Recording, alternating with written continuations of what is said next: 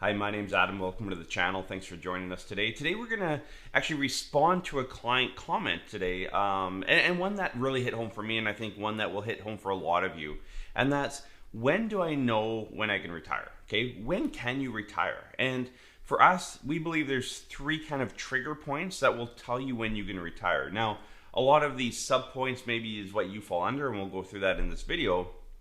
But we want to give you clear direction on when can you retire? How do you know when that is? What are those trigger points? Is it just an age? Is it a dollar amount? Is it a health issue? What is it? So we're going to break that down in this video. So the number one reason you know that you can retire, you're able to retire, is that you have a clear financial plan, and that plan lines up with your income needs, your spending needs, your retirement goals, your estate planning goals, all those factors that come into your retirement plan.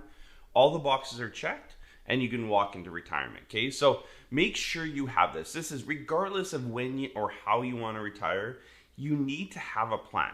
Now, we always recommend obviously hiring a professional. There's a lot of value in that. We do plans every day for clients, and we bring out tens to hundreds of thousands of dollars of value in tax planning, income planning, strategies around when to take what account when, all that kind of stuff. So be aware of that. You can roll out your own plan as well, but just have a plan that shows, here's how much income, here's how much debts I have maybe to pay off in retirement, here's what I need budget wise, here's how much I want to pass on to kids or grandkids or charities or whatever it is. Have all these details together. If it all lines up, hey, then you're ready to retire. That would make sense. And don't worry about age. If it lines up, we have clients, all that lines up at 50, 55. Perfect. Sounds good. If you're ready to retire, again, I'll always say there's a psychological part to retirement.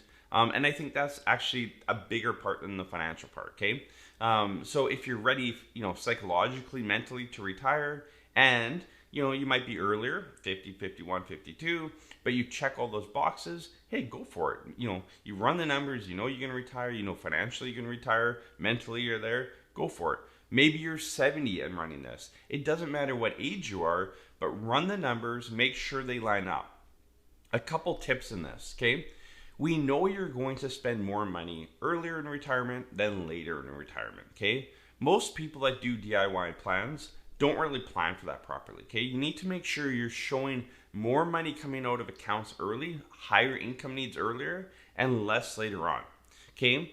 My fear for every single one of my clients, and I tell every single one of them this, is that they hit retirement, right? And they don't spend enough money early. They don't know. They're fearful of spending that money. Again, I've said it before, when you turn on that tap to draw retirement income, it's really tough to do. You're used to going to work, collecting a paycheck, every 2 weeks you get a paycheck coming into your bank account, and you don't really think about it, okay? Now, it's kind of the opposite. You have to pay yourself. Where does that money come from? It's really hard. You've hardwired your brain to save for, 30, 40, maybe even more years, okay? It's hard to just switch it one day to go from, hey, I'm saving, to, I need to spend this money, okay? My fear for all of you is that you're gonna hit your 80s with more money than you thought you would, than you expected, and part two of that is that you didn't enjoy the earlier years, okay? There's no point retiring early if you kind of sit on your money and you're not sure what you can do. You need to have a clear plan so that you can actually spend that money early. I want you to spend your money early with the knowledge that you'll have enough later on in life. That aspect of your retirement plan, to me, is the most important part. It's not how much income or how little tax. It's knowing what you can spend early and to make sure that you still have enough later on, okay? Because I think a lot of us, probably 90% of us, we're fearful of spending that money earlier. It's like, well, what happens if I need a care home later in life or I have healthcare issues or whatever?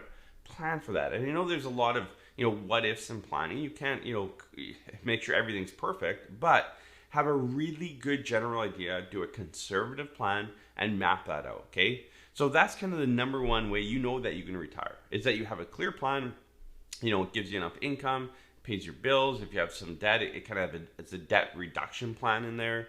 It has your estate plan, whatever your estate wants or needs are, those are built into that as well. So if you have a clear plan, if all those boxes are checked, enter retirement. You guys are there.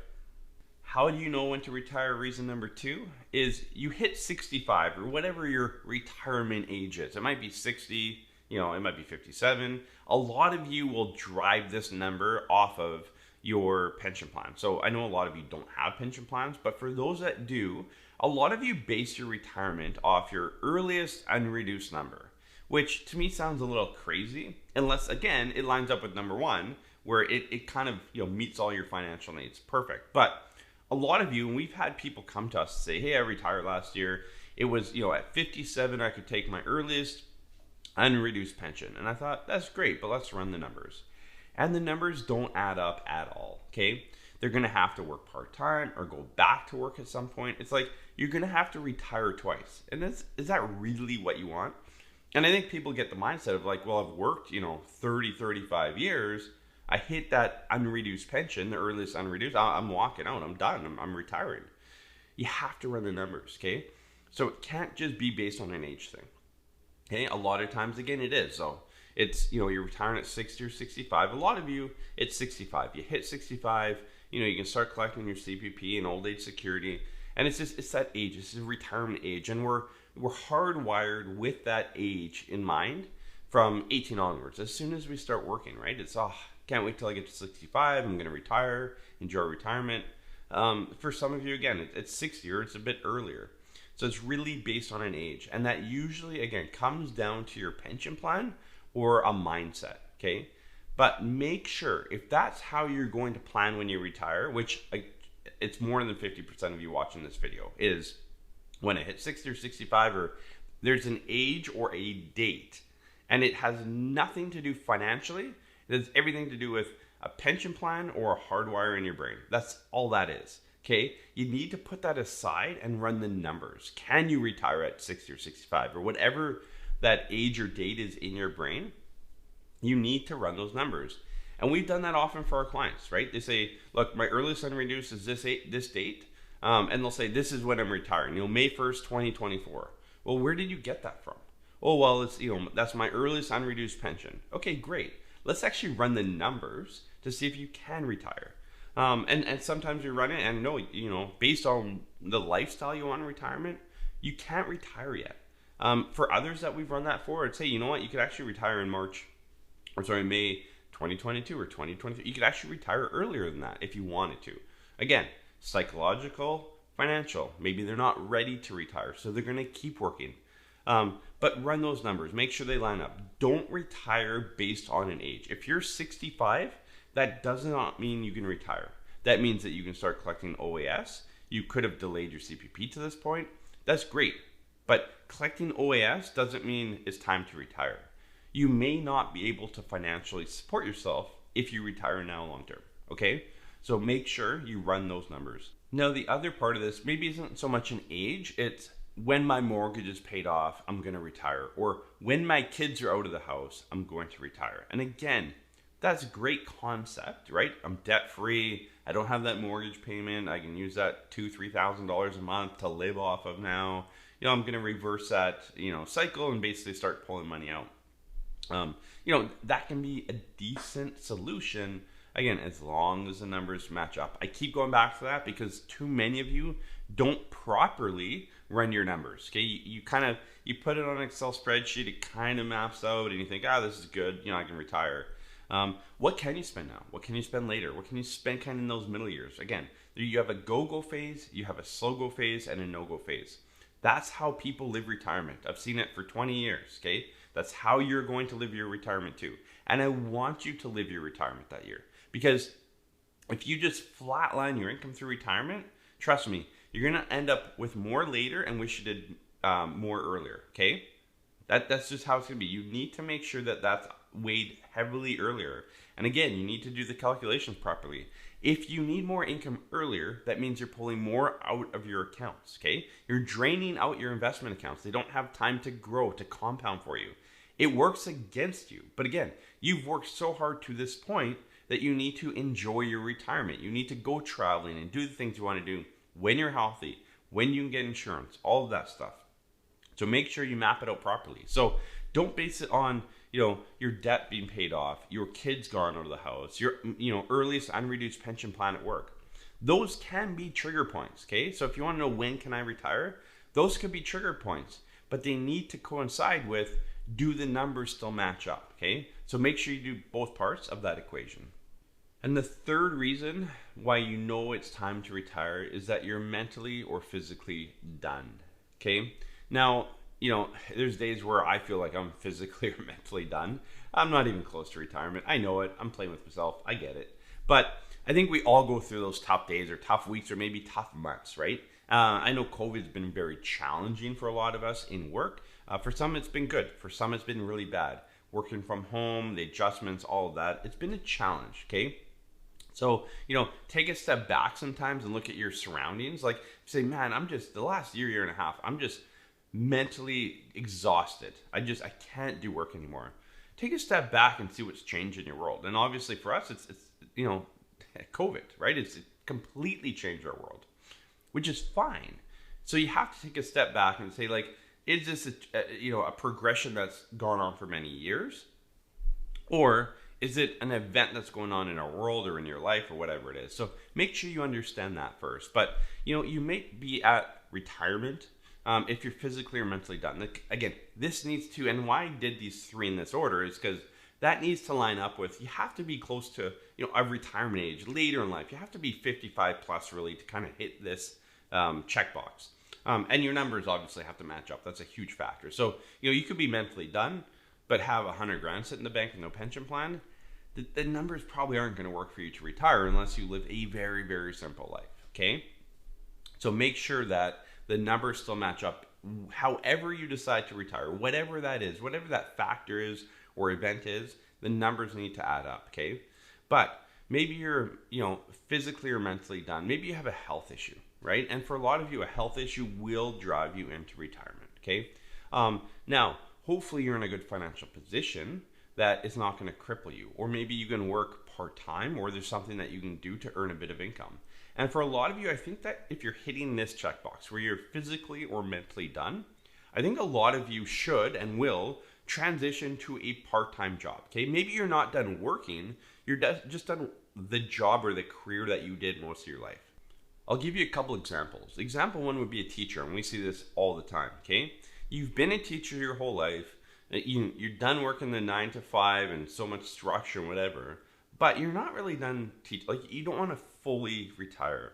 So a lot of you retire, I'm not going to say an age out there, but, close to retirement date, but you want to keep substituting, right? So you've taken maybe your pension plan at work or your group RSP or whatever, cash that out. Maybe you've been able to carry on with benefits, but you're working as a substitute teacher. Might be 1, 2, 3 days a week, but it's on your schedule when you want to do it, right? So you're not fully, stepping out of your job.